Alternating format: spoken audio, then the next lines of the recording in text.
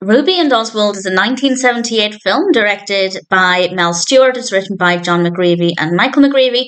And we have a cast including Frederic Forrest as Lee Harvey Oswald, Michael Lerner as Jack Ruby.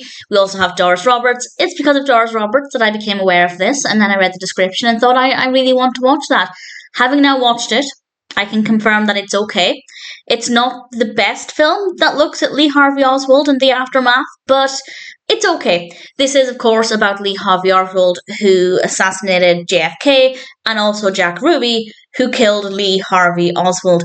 And the film is basically about what happened in the aftermath. And as far as I know, I'm no expert by any means, but I have seen a few films, read quite a few articles. It seems to be a pretty accurate depiction, and I was perfectly happy with the portrayal of the characters. You may feel differently if you're an expert on this particular case, but certainly it ticked all of the right boxes for me in terms of the narrative and the characters. There are a lot of emotions in this. There are, as one can imagine, a lot of different opinions and perspectives on the events that unfolded, and it also feels like a little pocket of time.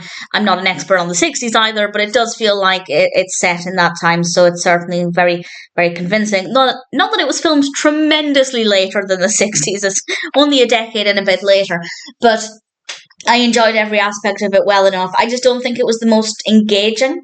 There are quite a few other films about this time period, about this topic, and I think as a story, some of them are maybe a little bit better. But that being said, I don't think any of them have this balance, looking at both Lee Harvey Oswald and Jack Ruby in this manner. So it offers something a little bit different, and ultimately I rather enjoyed it. Would I recommend this if you're completely new to the case of Lee Harvey Oswald? I guess so. I don't think it would be a bad place to start if you particularly wanted to watch this one first.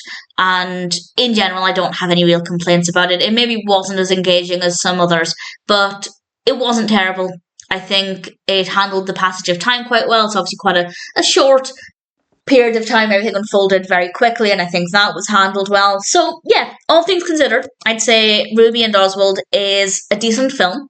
I don't know if it's 100% accurate, but certainly the story was, as I expected, based on my knowledge, the same with the characters. The performances are very good. Visually, it's quite a satisfying film, so no complaints from me at all. Ruby and Oswald is, all things considered, a decent film, and certainly one that I'm happy to recommend.